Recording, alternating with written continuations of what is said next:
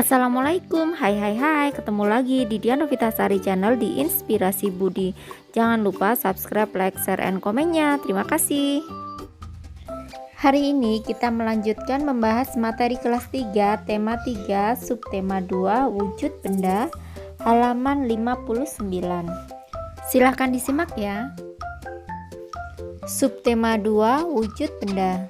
Nah, ini anak-anak sedang bermain di pantai. Manusia tidak dapat lepas dari benda di sekitarnya. Keberadaan benda mempermudah manusia melaksanakan aktivitasnya. Ada benda yang terbentuk di alam dan ada benda yang dibuat oleh manusia. Batu, air, dan pasir merupakan benda yang terbentuk di alam. Mobil, gunting, dan kertas merupakan benda yang dibuat oleh manusia. Apakah kamu memperhatikan perbedaan dari benda-benda tersebut? Benda dapat dikelompokkan dalam 3 wujud. Wujud apa sajakah itu? Yuk kita pelajari bersama. Lanjut halaman 60. Pembelajaran 1. Ayo membaca wujud benda. Setiap benda pasti memiliki wujud. Wujud benda ada 3, yaitu padat, cair, dan gas. Tas, buku, dan pensil berwujud padat. Minyak dan air berwujud cair. Gas hidrogen dalam balon berwujud gas. Dapatkah kamu menyebutkan contoh lainnya? Wujud benda terbagi menjadi 3, yaitu padat, cair, dan gas. Di dapur, Dayu melihat benda-benda yang digunakan untuk memasak. Banyak pula bahan-bahan untuk dimasak seperti bawang, cabai, minyak goreng, dan kecap. Perhatikan gambar dapur rumah Dayu berikut ini. Lanjut halaman 61. Nah, ini gambar Dayu sedang di dapur bersama ibunya. Kamu telah mengamati gambar di atas. Kelompokkan benda-benda yang ada dalam gambar sesuai wujudnya. Tuliskan hasil pengamatan dalam tabel berikut. Alternatif jawabannya adalah benda padat ada baskom, lemari, penggorengan, teko, tempat garam, kompor, dan botol. Untuk yang benda cairnya ada minyak dan air di dalam teko. Untuk benda gasnya yaitu uap air. Bawahnya, ayo mencoba amati lingkungan sekolahmu. Kamu tentu dapat menemukan benda padat, cair, dan gas. Tuliskan benda-benda tersebut dalam kotak berikut. Lanjut halaman 62. Alternatif jawabannya untuk benda padat yaitu buku, pensil, botol, meja, kursi, lemari, dan papan tulis. Untuk benda cair ada air galon, air kolam, teh, sirup, dan lainnya. Untuk benda gas yaitu angin di dalam ban motor, angin di dalam ban mobil, angin di dalam balon, dan lainnya.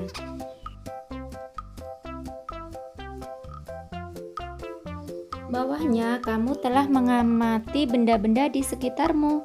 Jawablah pertanyaan berikut ini. Nomor 1, benda dikelompokkan ke dalam 3 wujud. Tuliskan ketiga wujud benda tersebut, yaitu benda padat, benda cair, dan benda gas.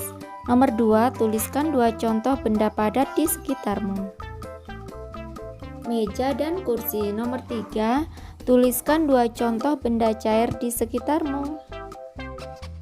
Air putih dan teh. Nomor 4, tuliskan 2 contoh benda gas di sekitarmu, yaitu angin ban motor dan angin ban mobil.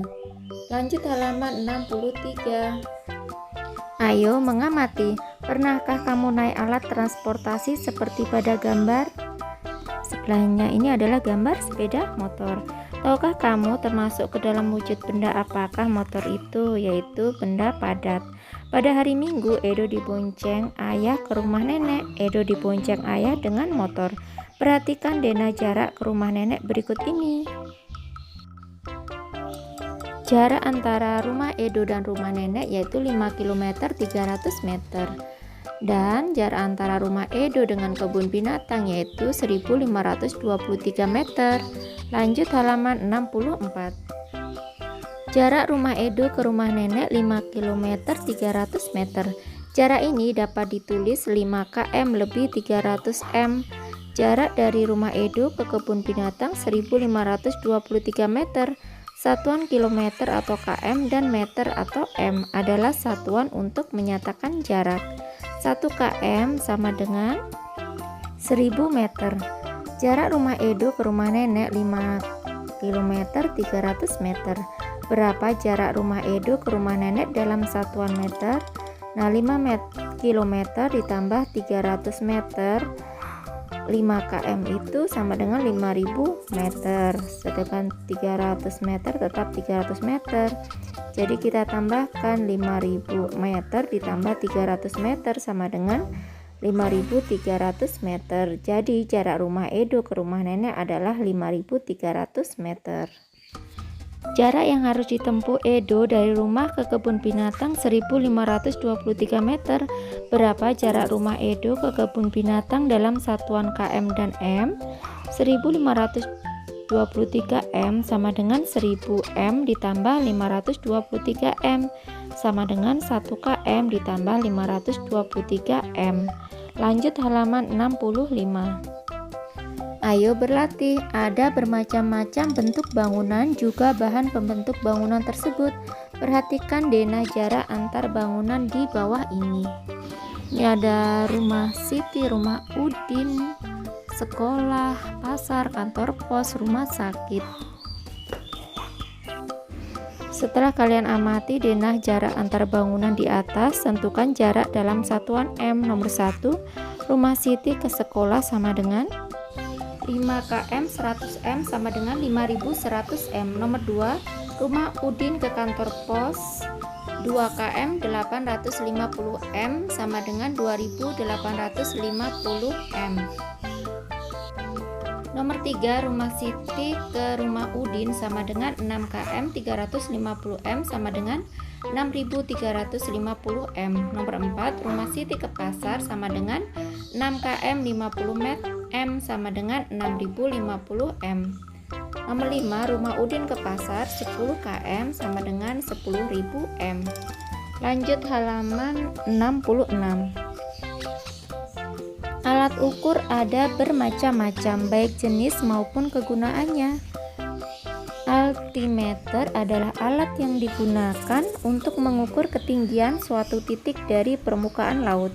Biasanya alat ini digunakan untuk mengukur tinggi pesawat saat terbang dari permukaan laut, juga untuk mengukur tinggi gunung dan hal lain yang berhubungan dengan ketinggian.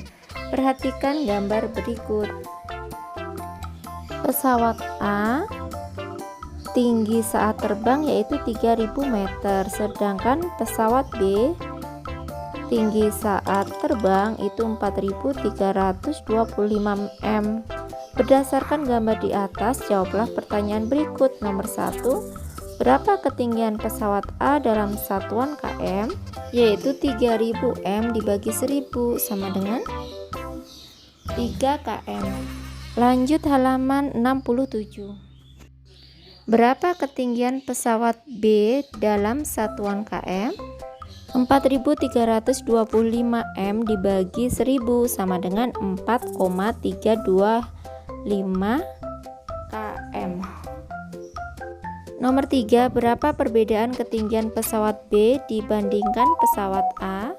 Nah, ketinggian pesawat B 4325 dikurangi ketinggian pesawat A 3000 m. Jadi 4325 m dikurangi 3000 m sama dengan 1325 m. Bawahnya ayo mengamati. Pernahkah kamu memperhatikan gerakan tiupan angin? Angin adalah udara yang bergerak. Udara berwujud gas. Gas tidak terlihat namun dapat dirasakan. Tiupan angin ada yang kencang, lembut, dan sepoi-sepoi. Ada juga angin yang bertiup sangat kencang seperti angin topan, angin puting beliung, dan lain-lain. Sekarang coba kamu bergerak seolah-olah seperti kertas yang tertiup angin. Lanjut halaman 68. Perhatikan gambar berikut. Gerakan angin sepoi-sepoi, bergeraklah lemah ke kiri dan ke kanan. Jika angin kencang, bergeraklah dengan hentakan yang kuat ke kiri dan ke kanan. Jika angin puting beliung, bergeraklah berputar. Nah, ini anak bergerak lambat. Gambar bawahnya ini anak bergerak cepat dan anak bergerak berputar. Lanjut halaman 69. Dengan mengikuti gerakan di atas, kamu dapat membedakan gerakan kuat dan lemah. Dalam tarian, selain gerak tangan, ada juga gerakan langkah kaki. Gerakan tangan dan kaki harus selaras dengan irama yang mengiringi. Sekarang coba kamu berlatih gerakan kaki terlebih dahulu. Iringilah dengan lagu yang kalian suka. Berlatihlah gerakan kaki dengan gerak lembut, seperti pohon yang melambai ditiup angin sepoi-sepoi dan gerakan pohon yang ditiup angin kencang. Bawahnya, kegiatan bersama orang tua. Orang tua membantu siswa melakukan kegiatan di rumah. Kegiatan mengidentifikasi wujud benda dan fungsinya di sekitar rumah. Nah, kiranya cukup sekian dulu video pembelajaran kali ini. Sampai ketemu di video pembelajaran berikutnya. Semoga bermanfaat. Wassalamualaikum warahmatullahi wabarakatuh.